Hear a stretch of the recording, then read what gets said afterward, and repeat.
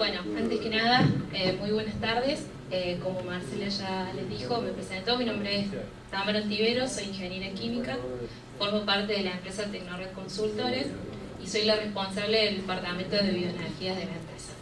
Junto con mi compañero, el ingeniero de obra, Rolando Besola, la idea es contarles el proyecto que se hizo, la planta de gasificación en la industria láctea Manfred.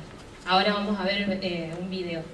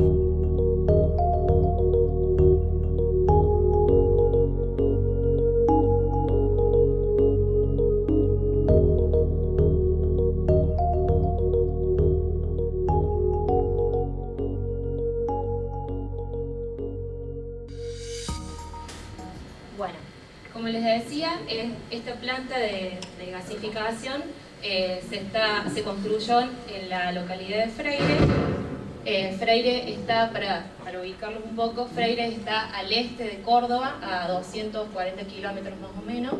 En ese mismo lugar funciona la planta láctea de Manfred. Manfred es una cooperativa de tamberos de más de 71 años que produce hoy actualmente alrededor de 150 productos, además de lo que es la producción de leche, ¿no? Como todos sabemos, cualquier industria láctea tiene altos consumos energéticos, principalmente térmicos. ¿Cuál era el principal fuente, digamos, de combustible de la industria? El fuel oil. El fuel oil, digamos, además de tener importantísimos consumos, tenía una calidad muy variable a lo largo del año, lo cual eso le complicaba, digamos, lo que era la combustión en su caldera. Y además, por otro lado, la variación de precios que tenía a lo largo del año. Bien, como les decía, el consumo de fuel oil, esa es la variación que ellos tienen. Esto es de registro del año 2013. En el año 2013 es que arranca este proyecto, que la empresa le propone este proyecto. simplemente por una cuestión de los costos que tenían en ese momento de fuel oil. Fíjense, estos son los toneladas al año que consumía en el año 2003, estamos hablando de 4.780 toneladas al año. Eso implicaba en ese momento $3 millones al año, ¿sí? Esto para la empresa era un costo que, si bien, como mostramos en esta diapositiva, si bien representa el 2,49% de los costos de fabricación de la empresa, era un costo sobre el que se podía atacar directamente y en forma efectiva, digamos. ¿Por qué? Fíjense, la materia prima representa prácticamente un 71%, y lo que es sueldos y jornales, que es lo de mano de obra. Sobre esos costos, la empresa no podía bajarlos por una cuestión de que es una situación totalmente externa, están ligados a condicionamientos del mercado, ¿sí? A paritarias, a un montón de situaciones externas que no se podían controlar. Entonces, atacar sobre este costo, que uno como porcentaje lo ve muy chico, ¿sí? Pero para una empresa que factura $122 millones al año, es un costo bastante importante. Bien, entonces, en el año 2013, Tecnored le propone un proyecto para sustituir el combustible fósil que es el fuel oil. Bien, ¿cuál es el primer análisis que se hizo? Simplemente un análisis muy básico de comparar a cuánto pagaba en ese momento a la empresa por el fuel oil, por la tonelada de fuel oil, y cuánto podía pagar por un combustible sustituto, ¿sí? En ese momento es que se propone reemplazarlo por chip de madera, ¿sí? ¿Por qué chip de madera? Fíjense la relación que hay entre el valor que tiene el fuel oil, $650 la tonelada, y lo que tiene un chip de madera, ¿sí? Estos valores son valores de producción sin considerar la logística y el acondicionamiento. Bien, ¿cuál era la situación de Freire, de Manfrey? En ese momento, digamos, Freire es una industria láctea, Manfrey es una industria láctea, y se dedica a la producción de productos lácteos. Entonces, como no había posibilidades de producir biomasa en ese lugar, en situ, entonces tuvimos que salir a buscar a cuál era el lugar más cercano para obtener lo que es el chip de madera. Haciendo un análisis, la zona de Freire no es una zona del sector foresto industrial, el lugar más cercano era justamente Villa General Belgrano, que tiene prácticamente casi 15 aserraderos, y analizando todo el sistema de logística y precios, llegamos a que el chip de madera, no es pellet, es de $50 la tonelada. Son $30 de la producción, lo que nos venden acá, digamos, más $20 por los 300 kilómetros de flete. Eso representa 6,3, fíjense que estos costos están representados por dólares el millón de BTU. Representan $6,3 el millón de BTU.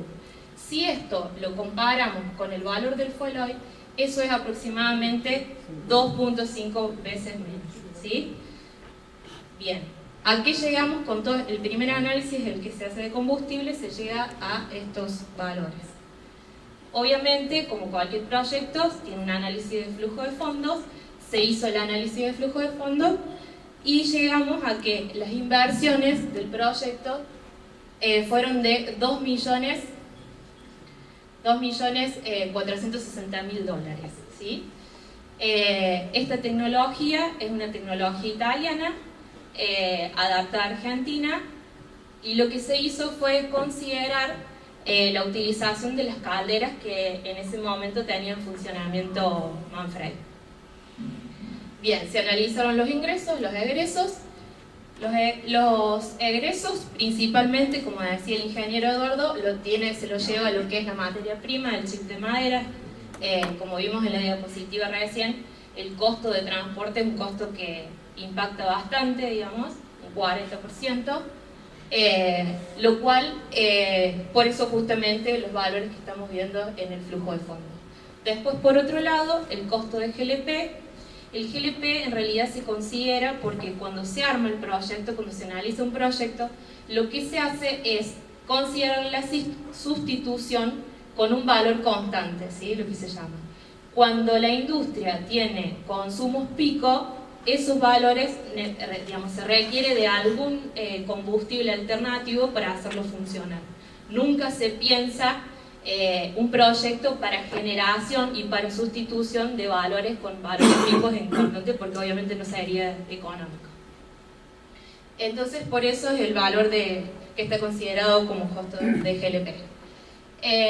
Por otro lado, los costos de operación y mantenimiento de cualquier planta, el costo de la energía eléctrica. Obviamente este sistema tiene un consumo energético, todo lo que ya lo vamos a ver, el sistema de carga de biomasa a la planta y el propio sistema del gasificador.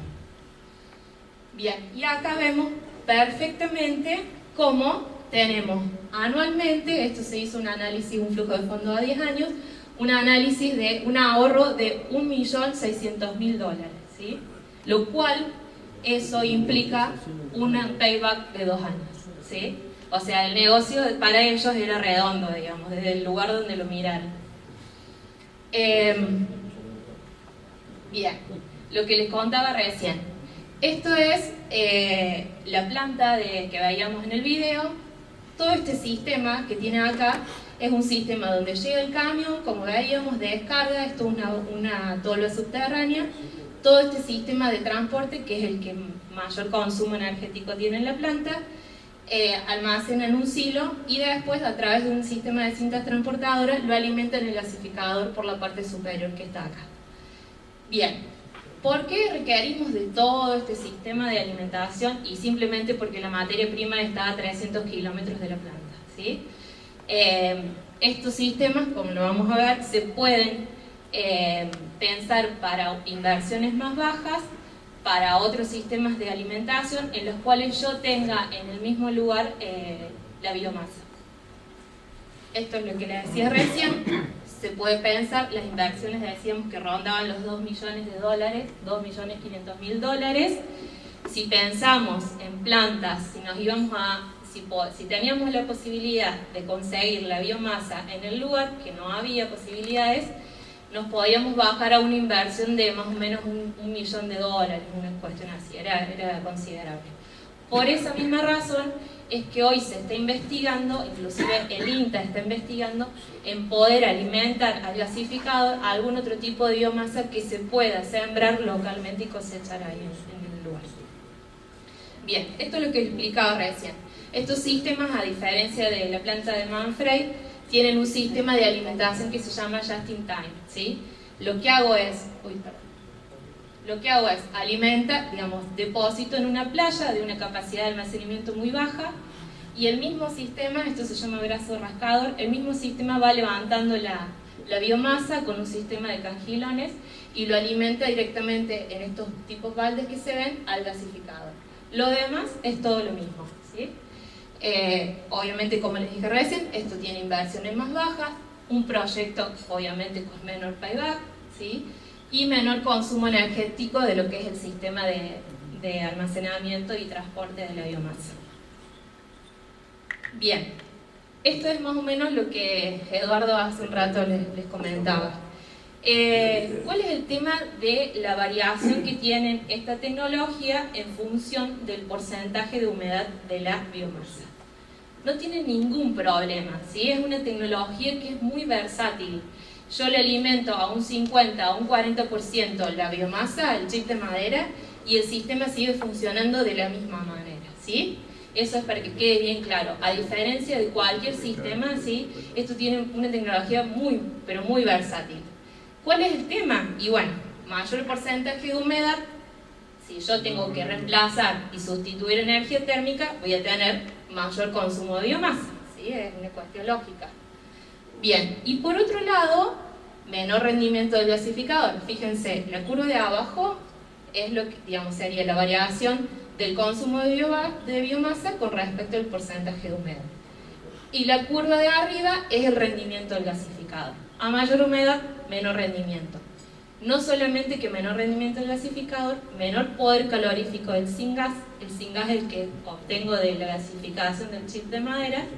Y además tengo mayor porcentaje de vapor en el vapor de agua en el syngas. Bien. Esto es más o menos para contarle en qué consiste la tecnología. Esto es carga de biomasa por la parte superior del gasificador, con todo el sistema de transporte que hablábamos recién. Se alimenta y en este gasificador, es un gasificador que lo veíamos hace un rato.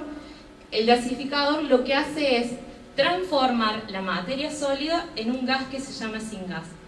Ese syngas tiene monóxido de carbono, hidrógeno, dióxido de carbono, metano, nitrógeno y agua, ¿sí? Esto es, el syngas es el reemplazo del fuel oil, ¿sí? O sea, no lo consideramos como la materia prima sustituto del fuel oil, sino como el syngas. Es el syngas el que se alimenta en la caldera para sustituir el fuel oil. Bien, ¿qué características tiene esta tecnología? Son principalmente 4 procesos los que ocurren adentro del gasificador. El primer proceso, en realidad, visto desde arriba, es el secado. Secado es evaporación de agua a 100 grados centígrados, más porcentaje de humedad tiene la biomasa, más energía se gasta en el proceso de secado, ¿sí? La pirólisis, que la pirólisis son un conjunto de reacciones en las cuales el material de carbohidratos, principalmente, esto es materia lignocelulósica, se descompone en cadenas más chicas y esos compuestos más chicos reaccionan con lo que es el gas que se va produciendo desde la parte inferior hacia arriba para poder formar lo que se llama el char, ¿sí? Que está acá. El char y los tar. Los tar son elementos compuestos volátiles, ¿sí? Que son prácticamente hidrocarburos. Bien, este char, que es el que se produce en la zona de pirólisis, es el que yo necesito para que se den las condiciones de gasificación, que es la etapa siguiente, ¿sí? La gasificación no es más ni menos que una reducción, ¿sí? Son todas reacciones de reducción. ¿Qué es lo que se hace? El carbono reacciona con vapor de agua, con hidrógeno, con dióxido de carbono, para formar los gases que realmente son los que tienen poder calorífico después para utilizar, ¿sí? El monóxido de carbono, el metano, el hidrógeno, etc. Bien, y en último lugar ocurre una combustión. La combustión, como todos sabemos, es lo que ocurre en una caldera de biomasa, por ejemplo, una caldera, lo que sea, a cualquier combustible que consideremos, ¿sí? Estas reacciones, si lo vemos, bueno, en este gráfico no está, ocurre el aumento de temperatura, se da desde arriba hacia abajo. Estamos hablando un secado a 100 grados, dijimos, una pirólisis a 400, más o menos entre 300 y 400 grados, la reducción o gasificación alrededor de 800 y la combustión alrededor de los 1000-1200 grados centígrados. Bien, esto es, se ingresa desde la parte superior para que esta reacción, todas las reacciones ocurran. Necesito alimentar un gasificante, que es el aire, y el vapor se inyecta únicamente por cuestiones de control de temperatura. Y desde la parte superior, acá hay una parrilla, desde la parte superior extraigo las cenizas. Bien.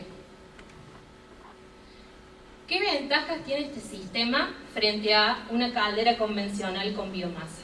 Como dijimos recién, es una tecnología muy versátil, con lo cual yo instalo el gasificador y mañana, si le quiero alimentar, en vez de chip de madera, le quiero alimentar algún sorgo, por ejemplo el lignocelulósico que está investigando el INTA, de rápido lignificación, cualquier tipo de residuos. Estamos hablando de proyectos que hemos desarrollado para la industria manicera, bueno, una diversidad de materias primas. El gasificador no va a tener ningún problema, ¿sí? Por otro lado, el control de los parámetros de operación. Yo no sé si ustedes saben, en las calderas de combustión existen 2 problemas principales. Uno es el slashing, que se llama, que es la fusión de las cenizas. Cuando nosotros consideramos alguna materia prima en el gasificador, tenemos que tener en cuenta cuál es la temperatura de fusión de la madera, ¿sí? En este caso del chip de madera. ¿Por qué? En función de la temperatura de fusión, uno puede controlar los parámetros de temperatura para que no ocurra lo que se llama slashing. El slashing es la vitrificación de las cenizas, eso tapa la rejilla de las calderas y reduce el intercambio térmico, ¿sí?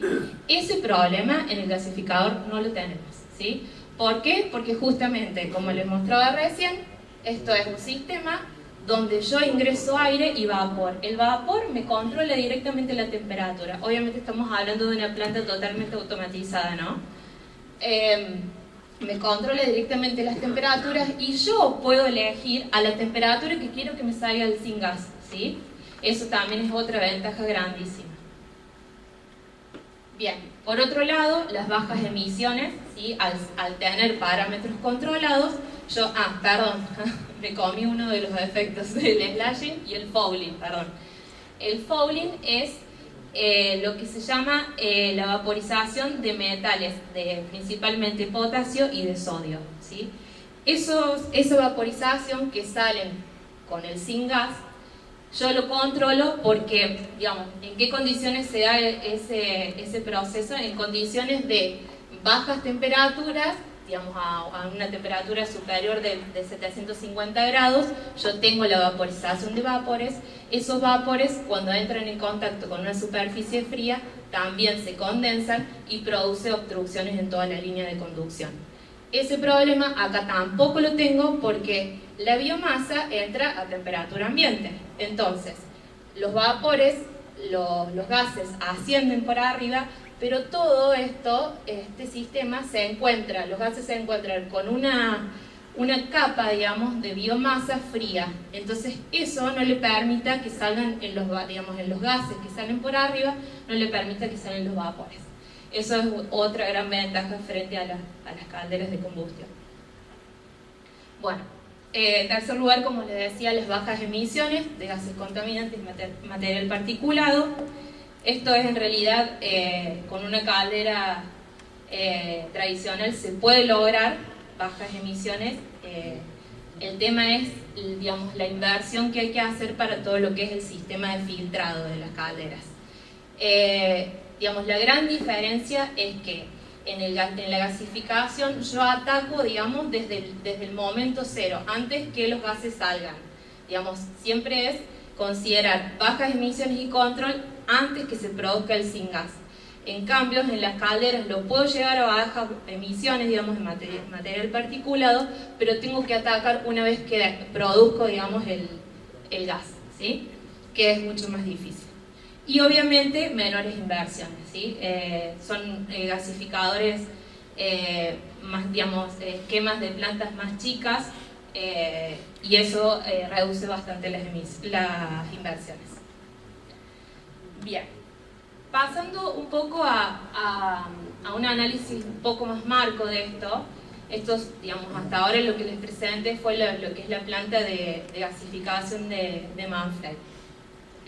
¿Qué se hizo? Como les decía recién, generación de energía térmica para sustituir el fuel oil, ¿sí? Con las energías renovables en la matriz energética, ¿cómo lo puedo pensar? Para generación de energía eléctrica, para generación de energía térmica y para transporte.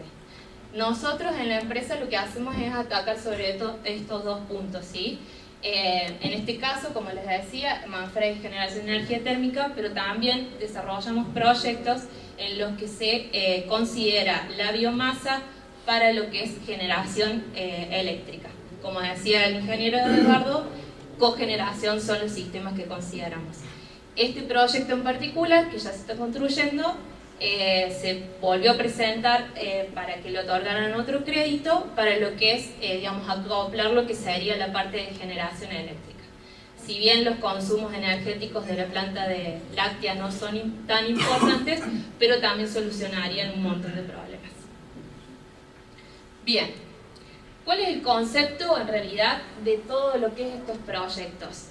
La idea es digamos, cambiar el esquema energético del país, ¿sí? Atacar sobre lo que es las energías renovables, ¿no?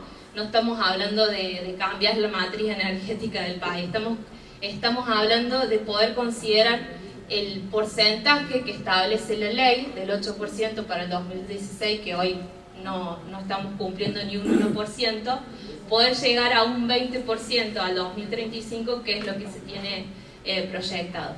¿Cuál es la idea? Cambiar el concepto de generación. Hoy por hoy Argentina genera energía eléctrica con un sistema que se llama radial.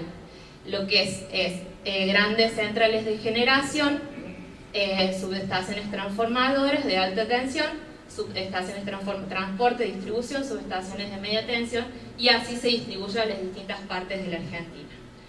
Obviamente, las grandes generadoras generalmente coinciden con los lugares donde tenemos mayor densidad poblacional. Uno de los casos más grandes es Buenos Aires, la provincia de Buenos Aires. ¿Qué pasa con La Rioja, Formosa, Catamarca, Salta, todo lo que es el interior del país? La generación está, tenemos grandes centrales. El problema muy grande que tiene Argentina son las líneas de terciarias y secundarias, que se llaman. Eso es, tenemos capacidad de transporte, tenemos capacidad de generación, pero no tenemos capacidad de distribución, ¿sí? Entonces, en todos esos lugares que son el interior del país, obviamente la energía no llega, no solamente la energía eléctrica, sino que también lo que son los combustibles, por ejemplo, en gasoductos, ¿sí? En gas natural. Bien. Entonces, la idea sería poder generar proyectos que generen en el mismo lugar donde existe la demanda, ¿sí? Ese es el concepto de generación distribuida, cambiar el esquema de lo que es un sistema radial a cambiar a un sistema circular, que se llama, ¿sí? Bien, por otro lado, bueno, como decíamos recién, poder sustituir los combustibles fósiles, porque en algunos casos no los tenemos tampoco, como decía recién del gas natural, por ejemplo. En otros casos los tenemos. Existe una distorsión de precios terrible a nivel nacional, a lo ancho y largo del país, y esto para una industria le baja considerablemente la rentabilidad y lo hace poco competitivo. Bien, esto sería poder obtener, por otro lado, energía de calidad y en cantidad y en calidad. Yo cuando genero, digamos, cuando instalo un proyecto de generación distribuida, energías renovables, lo que hago es asegurar potencia en ese mismo lugar donde yo me conecto a la red, ¿sí? Lo cual no solamente soluciona el problema de la industria en particular, sino todo lo que son los alrededores. Muchas veces una industria tiene problemas porque no se puede expandir en producción por una cuestión de que no tiene la potencia garantizada para poder hacerlo. Bien, por otro lado, se podría también tranquilamente transferir los costos de estas plantas a las tarifas que manejamos y a estas inversiones. Lo cual evitaría, obviamente, las obras e infraestructuras que tiene que hacer el gobierno para que los sectores del interior puedan tener energía. Bien, esto es, en realidad, esto no tiene mucha importancia, esto es más que nada poder mostrarles que el concepto de generación distribuida, como les decía recién, nace porque nosotros tenemos lo que es la biomasa a nivel nacional uniformemente distribuida a lo largo y ancho del país. Fíjense, esto es Centro y Cuyo, residuos de aserradero, del maní, como les hablaba recién, residuos de la industria aceitera, todo lo que es la industria olivícola y vitivinícola. Después el noroeste argentino, industria del arroz, ¿sí? Obviamente estos sistemas pueden funcionar con biomasa primaria, como les decía recién, chip de madera, y pueden funcionar con residuos. Obviamente el residuo, digamos, teniendo una materia prima que es un residuo, como lo dice la palabra, los valores del proyecto y la rentabilidad van a ser mayores, ¿sí? Bien. Esto es lo que les decía recién, de energía distribuida. Después, por otro lado, lo que quedaría que quedara bien claro en realidad de esta diapositiva es la generación de biomasa. En realidad es una generadora de desarrollos regionales, de puestos, es lo que les comenté recién, de puestos de trabajo, y además me permite lograr el aprovechamiento de recursos biomásicos residuales. Y además, como todos sabemos, es totalmente amigable con el medio ambiente. Simplemente otra cosa para citarles, estos, digamos, los proyectos que se piensan para generación de energía eléctrica se piensan para sustitución, digamos, de lo que serían centrales que generan a partir de gasoil, ¿no? ¿Sí? Para ser totalmente comparables. La idea con estos proyectos no es generar centrales, digamos, eléctricas de gran potencia, no estamos hablando ni de 200 ni de 100, estamos hablando de 10 megas, ¿sí? Centrales de baja potencia, pero muchas distribuidas a lo largo y ancho del país, es un importante aporte, inclusive para las regiones que no tienen energía. Bien, entonces el concepto, para que quede claro, es generar valor en origen, ¿sí? Esto es generación en el mismo lugar donde yo tenga la materia prima. Lo genero, no necesito redes de transporte y en el mismo lugar donde lo genero, lo consumo, ¿sí? Bien, las ventajas. Este punto lo voy a contar al último, que es con lo que voy a cerrar. Por un lado, ahorro en líneas eléctricas mediante generación distribuida, que es lo que decimos recién. Ahorro en divisas, en importación de combustible, obviamente como todos sabemos. Generación de puestos de empleos, disminución de gases de efecto invernadero y seguridad energética. ¿Sí? Esto es fundamental para una industria, como decía el ingeniero, para una industria que un día no tenga gas natural, que un día se le corte la energía eléctrica, representan costos grandísimos para una empresa, ¿sí? Esto es pérdidas grandísimas a nivel anual, con lo cual una industria láctea, un criadero cerdo, que es otro de los proyectos que manejamos, no tener energía es un importante factor. Bien, y por último, para finalizar, el concepto de federalización de la energía. ¿Qué es esto? En realidad es, si nosotros consideramos a Argentina como un país federal, nosotros no puede estar pasando en realidad que una provincia tenga un precio para la energía y otro precio muy bajo y las demás provincias tengan precios más altos, ¿sí? Esto no debería poder pasar. Todos tenemos derecho a energía al mismo precio y en la misma cantidad, ¿sí? Esto es una gran oportunidad para Argentina. Muchas gracias.